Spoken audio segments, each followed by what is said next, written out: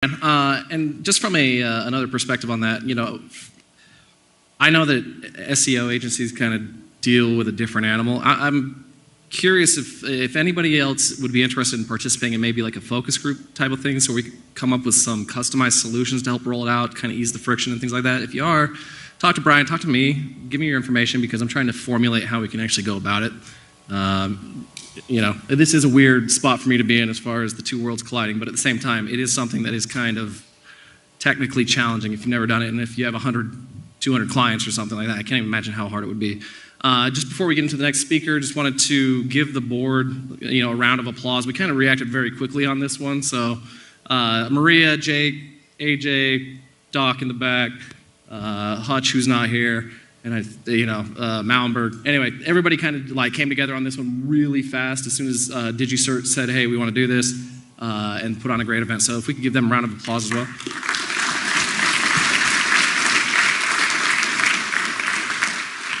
All right, coming up next is Joe. Let me pull up his thing here.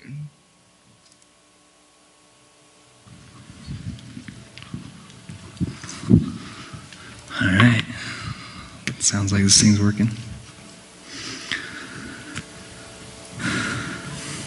Okay. Thanks, DigiCert. That was very informative. I definitely saw Google make that announcement, so it was good to get a little more further information. We've done a few reports on Google data. One of the reports we did got held back because it wasn't necessarily good about Google, and we like to keep our relations here at Adobe with those in the Valley a little stronger, so we held that one back, but it's good to see that wasn't too much effect here.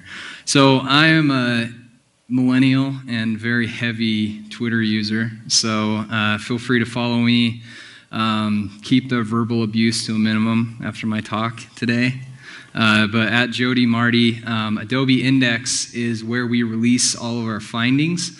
You can also find them on CMO.com. We've already done 25 this year. We covered the World Cup, the Super Bowl. We did a joint release with NBC for the Olympics.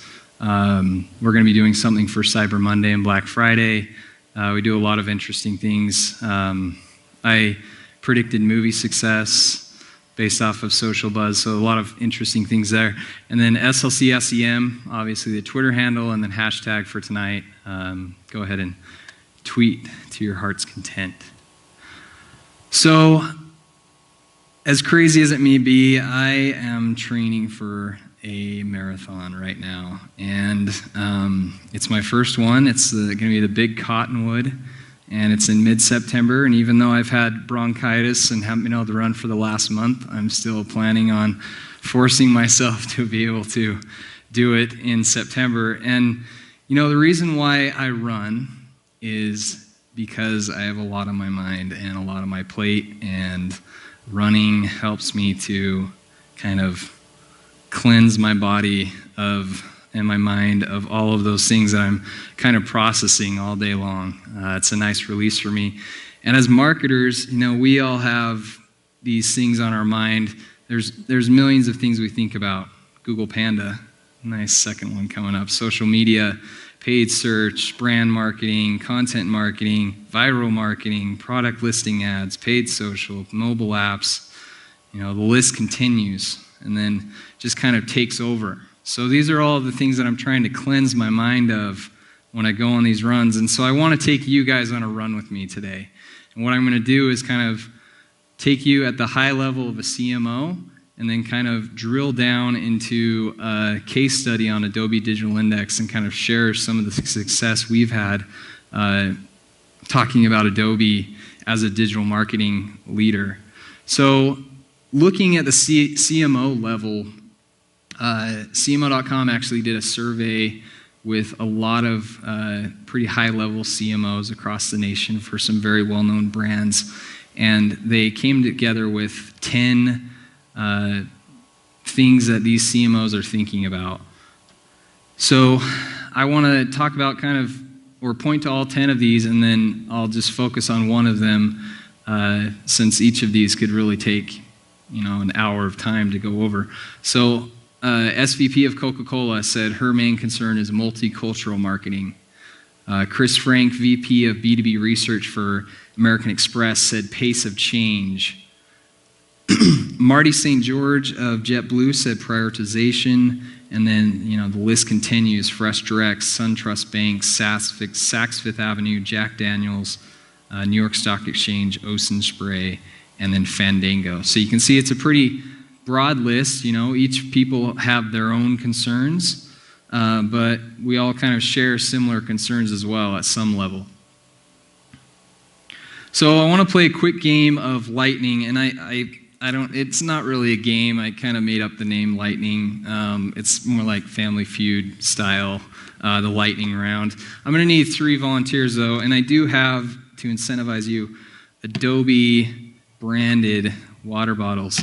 Only the highest quality. I'm pretty sure they're made in Chinese Taipei, so hopefully they don't have lead in them. But I'm going to need 3 volunteers. There's 1, 2, this side of the room. In the back there. Okay, come on. All right, guys.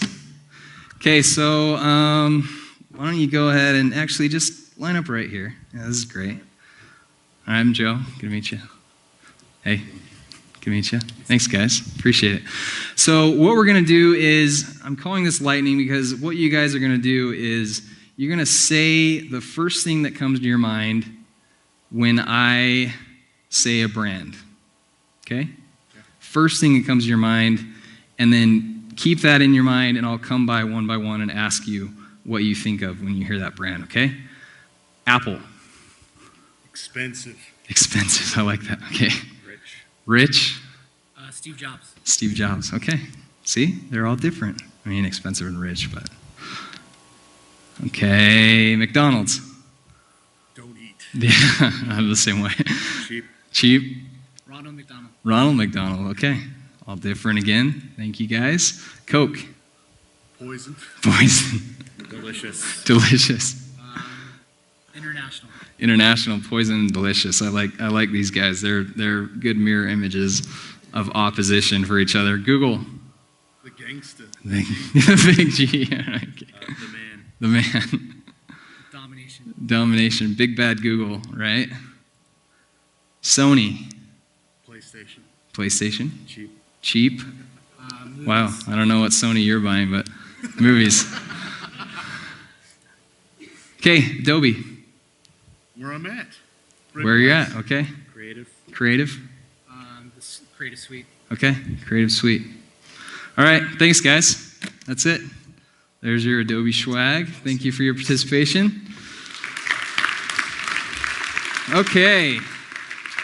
So, everyone said digital marketing with Adobe, right? That's what all 3 of them said. All right, the first one, I'm pretty sure he said digital marketing. And then I think this one said Omniture Marketing Cloud. And then I think this one said analytics. Was that how it worked? Oh, maybe I'm a little hazy. Okay, so I actually did my own informal survey with people in my neighborhood and friends and family. I just asked 10 people. 8 of the 10 people said Photoshop. How many people in the audience maybe would have said Photoshop, right? I mean, that's 60% right there. 2 out of the 10 people said PDF, and they weren't necessarily good things about PDF, like that stupid update for PDF, or something I always have to shut down my computer for, and then they tell me to tell them to stop doing the updates. I don't control the updates, I'm sorry. 0 digital marketing analytics. So how can you expand the perception of a brand like Adobe to include that digital marketing analytics section? I mean, it's the fastest growing portion of our business. They acquired Omniture almost 5 years ago and still struggling to kind of build that brand perception. There's commercials, paid search, social. You can spend a lot of money in a lot of different things. Kind of pointing to a quick study here from USC, we found that 6.9 zettabytes, or 6.9 million gigabytes, flows to U.S. households each year. So that's like content, people consuming that much content every year. So by 2013, the average person will consume 15.5 hours of media each day. So social, television, gaming, internet, just that much content flowing around. So that's a lot of data. How do you kind of break through that? How do you kind of create yourself an area when Photoshop is a verb. So how do you extend that brand when your main product is a verb? So I want to focus on what Eric Doninger said his main concern was, and that's breaking through the clutter. And he's the VP of marketing for Jack Daniels. And he says, we face the challenge of reaching and engaging an audience that has more media choices than ever before, especially within digital media. As the digital landscape is always evolving, we must continue to be open to the changing medium. We're not just competing against other spirit brands, but any content providers to capture our audience's attention. We're also very interested in staying relevant to our friends, new and old, while staying true to who we are. So I thought it was interesting and fit really well with Adobe is that we're not trying to alienate our creative brand. We're trying to just extend it and bring in new people to it. And so I kind of want to focus on, that leads to content strategy. And I've been a coach for little kids soccer a few times for my nieces and nephews, and I have a 18-month-old son, so I'm excited to start teaching him soccer when he can actually play. And I don't know, how many people played soccer as a 3, 4, 5, 6-year-old kid? Okay, so everyone knows that it's called bunch ball, right? I mean, this is it right here, and this is actually a good game right here. I mean, they're all standing. The goalie, it doesn't look like there's a goalie, but he's not climbing the net, or they're not like tossing grass around. And like I had some girls were playing like, I don't know, jacks or something. Brought some other game. So it's kind of like content marketing. It can be very chaotic, very unorganized, utter chaos, really, and it's more of a comedy than a sport. It's not really, like the World Cup, Germany, and some of those people. It's a beautiful game if you're watching them play as a team and really phonetically. So this is kind of the pieces of the content team. So you have the person sitting here in the grass. Who do you guys think the person sitting in the grass might be? Anyone? VP. We'll get to the VP of marketing. He's a little later. So I said engineering, and I want to be honest, I completely depend on engineering to pull data for me, and I love them, and they're awesome, but it took a couple of years to get to in the situation where we are right now. Who does people think this might be? It's kind of some stick figures that are very artistic and playing around with the soccer ball. Creative, perfect. So creative team, they're like, it's not a literal soccer game. It's kind of like these cartoon kids playing soccer. It may not be exactly what you want. Who is Cristiano Ronaldo? Who do you think that is? Best player in the world. It's the marketer. Come on, guys.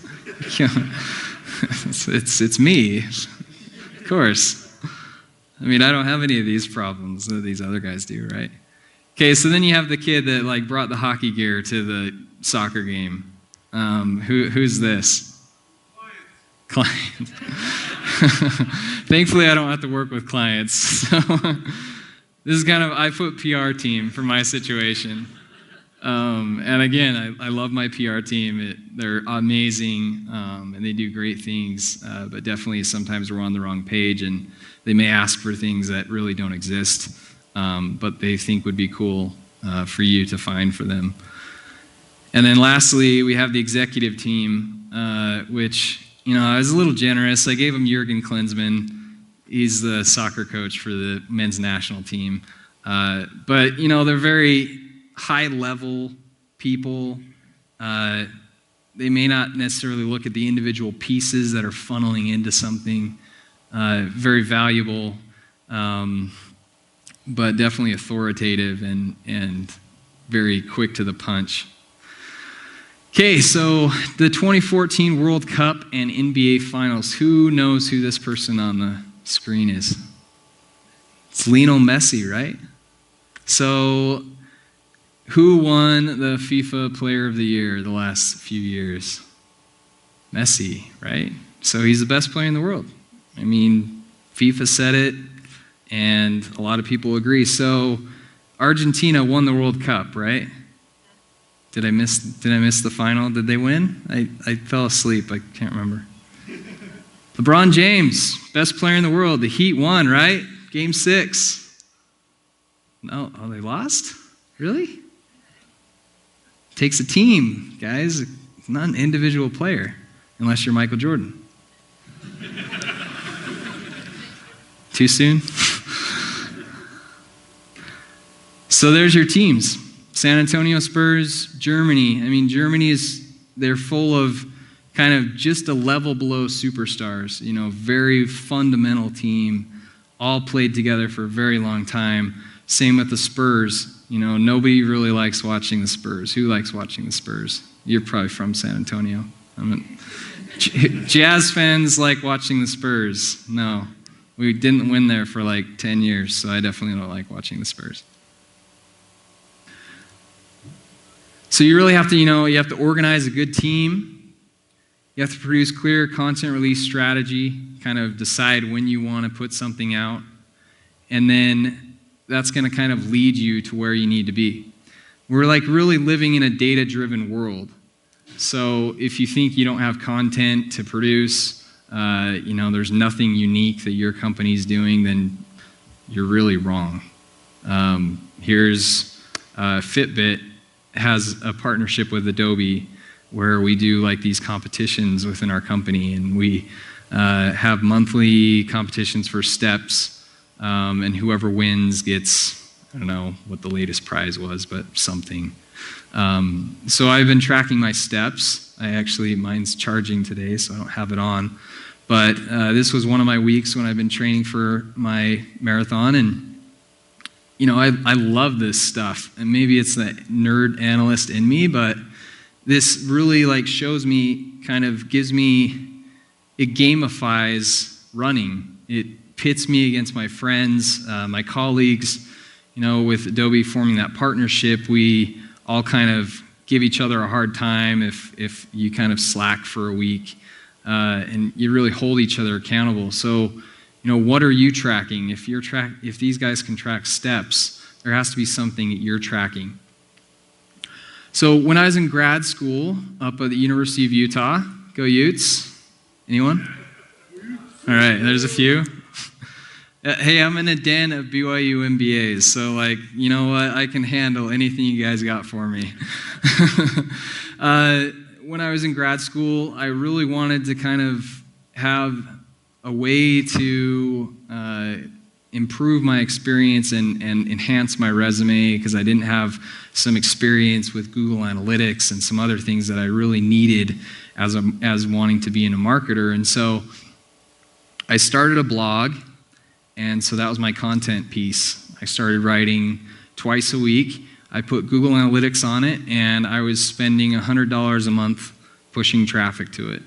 And I started analyzing that data. I mean, that was me getting, 100, maybe 50 to 100 page views a week to my blog, analyzing data, seeing which keywords were working, and making kind of decisions based off of that. And then I actually started doing blog posts about my blog analytics. So, if I can produce content from my data that's getting 100 visits a week to my blog, you guys can definitely find something that your business is doing unique that can get you some content to produce and avoid big bad Google. So I put up a few things here: business intelligence, web analytics, marketing research, community threads, customer stories. Those are just kind of five quick quick examples of things you can do to mine your data and come up with unique content that's obviously going to help you with SEO, SEM, all of your paid search efforts, everything in marketing. So for my agency friends, I previously worked in an agency. You know, budget may not initially be there, but sometimes you just got to hustle, and budget's going to come with results. And obviously you can see here, a client brief sometimes is a little more higher than client budget. Okay, so half marathon down, guys. How's everyone feeling? 13.1 miles. We got 13.1 to go. How's everyone feeling? Good? Okay, well, I want to take you to have a social media break because I'm getting a little antsy. I haven't tweeted in like 20 minutes. So, okay, I'm going to go ahead and take a picture. Just kind of want to remember this moment here. Everyone smile. This is going to get more retweets than Ellen. Okay, so let me put this up on Twitter really quick. Okay, what should I say? Gotta be witty. Hanging with my SLC SEM peeps. Okay, posted. All right. Instagram. Speaking at SLC SEM event. Hashtag nailed it. Let's see, LinkedIn. How can I make this sound better? Keynote speaker to senior executives at South by Southwest. Okay. All right. Okay, I'm done. Did anyone else get some tweets in while I was taking care of business there real quick? Okay, cool. So, Adobe case study. This is where it gets exciting. You guys get to see the nerdery that is the Adobe Digital Index team. I want you to hop in the DeLorean. We're going to go back to Black Friday 2011. And you're going to see, I want you to imagine my CEO, Shantanu Narayan. He's sitting on his couch and he's watching CNN. And it's Black Friday morning. And he sees an IBM VP of Analytics talking to one of the CNN analysts. And the IBM guy's talking about how much money people have already spent on Black Friday. And Shantanu throws a glass bottle at the TV because he's so angry that IBM, who has not even a fraction percent of Adobe's big data size and customer base for analytics, is there front and center on CNN with millions of viewers talking about how much money people have spent on Black Friday. So, my team is born. Black Friday 2011. I am the first external hire after the new year. Kind of showing you some of Adobe and big data. 60%, 6 out of every $10 spent online is tracked by Adobe. Who knew that? Anyone? I did. 6 out of every $10. 6 out of every $10 spent online. That's our customer base and how big it is. 50% of the Ad Age top 100 are using Adobe Analytics, 5 of the top 10. And then our prediction model for Cyber Monday and Black Friday included 500 billion transactions tracked from 2007 on.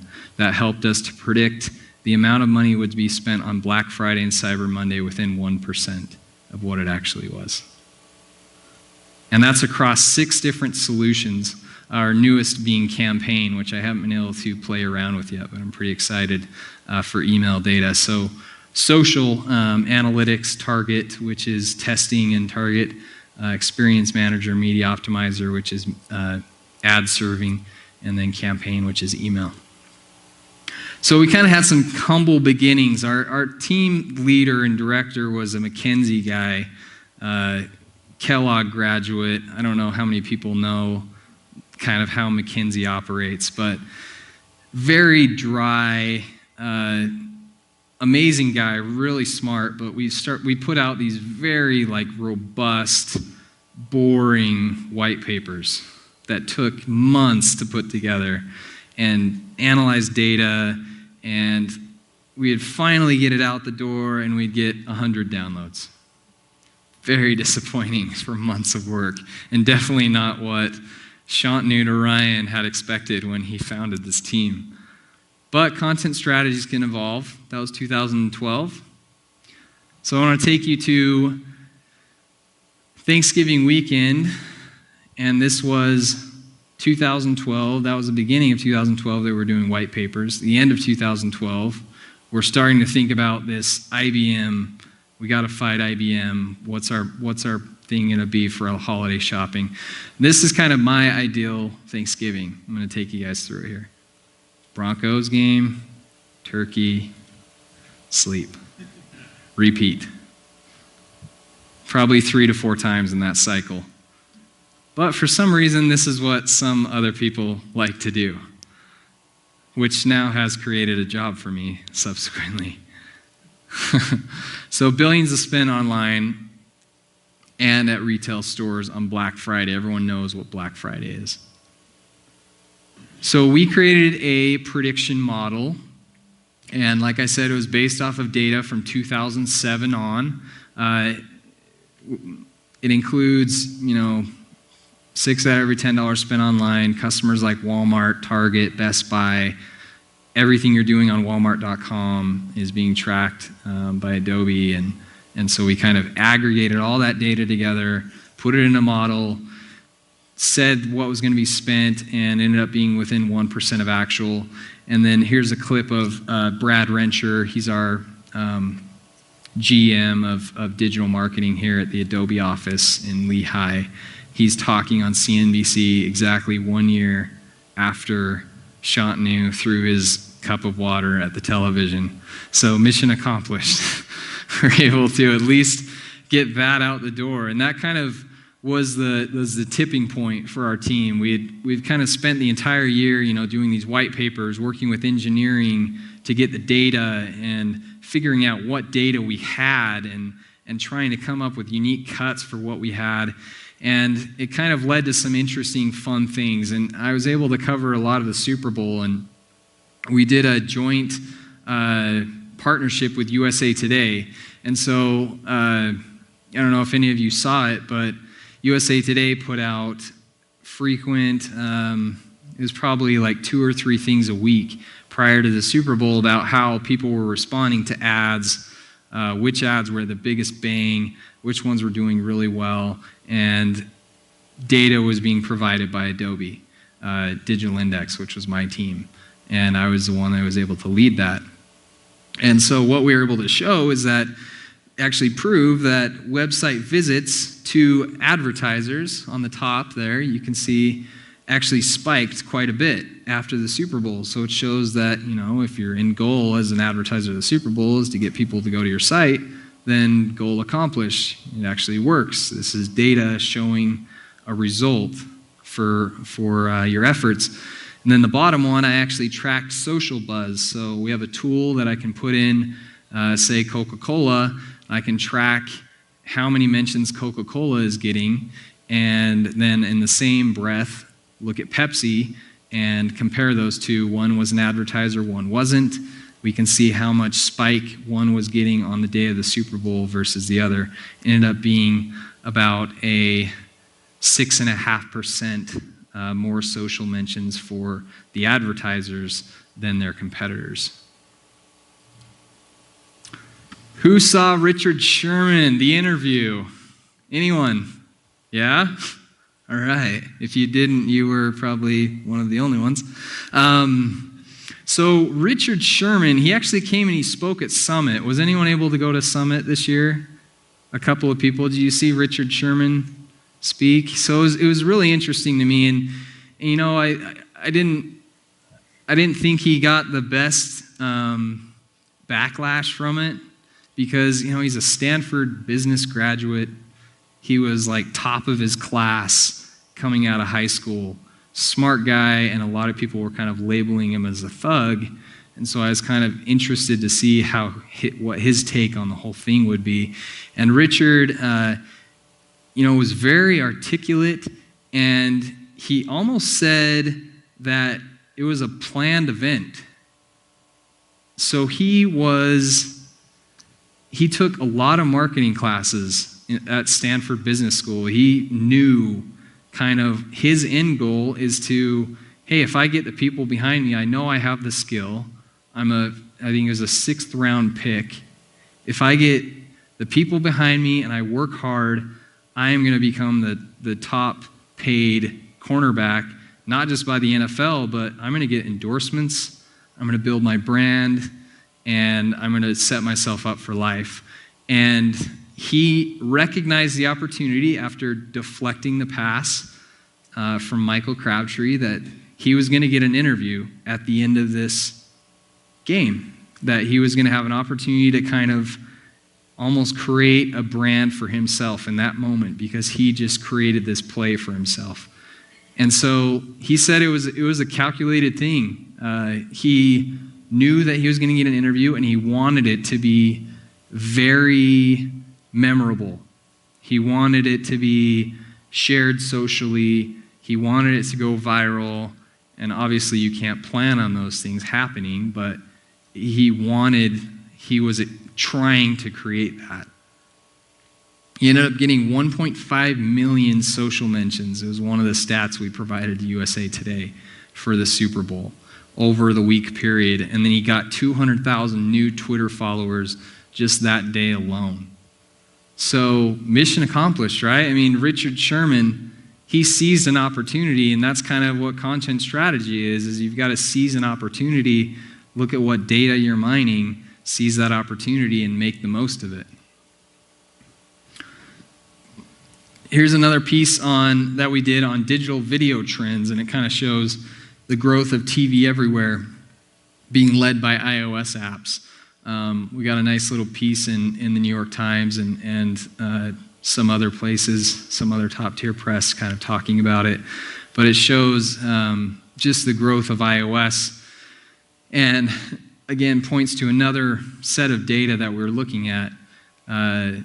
We could have kind of just siloed ourselves with analytics, but it shows you that there's opportunities to look at different data once you've mined the data that you thought would be the best.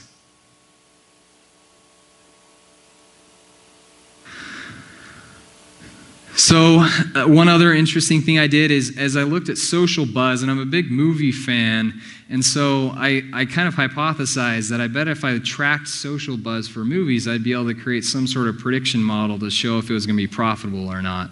And so last summer I tracked about 10 movies, and I found that it actually worked. All 10 that had kind of an average, growth span of buzz were profitable, and the ones that were a little less of growth were not profitable. And so for 2 times now, I've done a prediction, and since Expendables 3 failed this last weekend, I'm 17 for 17 so far. But there was an interesting piece of data that really anyone that has access to a social listening tool can create, but I kind of seized an opportunity that was unique and created that.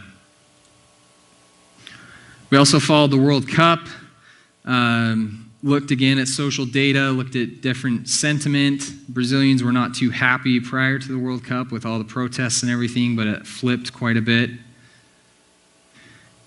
And then kind of just closing, mining data is really supported kind of other activities. It's provided good PR results initially, and it's kind of increased brand awareness of digital marketing. Adobe is a digital marketing leader. It's led to a lot of our top lead gen reports, so it's created new clients. We've gotten some of our C-level executives on CNBC and Fox News talking about our findings, and then it's led to a lot of increased SEO value for our brand and our website, and increased our search and social efforts. So we're 26.2 slides down. I don't know how 0.2 is a slide, but I don't want to say 27. Some of the takeaways: organize a content team, discover your unique data, create content strategy goals, SEO, social, PR, start creating press outlet relationships, and share your data discoveries with other groups to drive their business goals. So with that, I want to thank everyone for the time, and I'll pass it over to Ryan.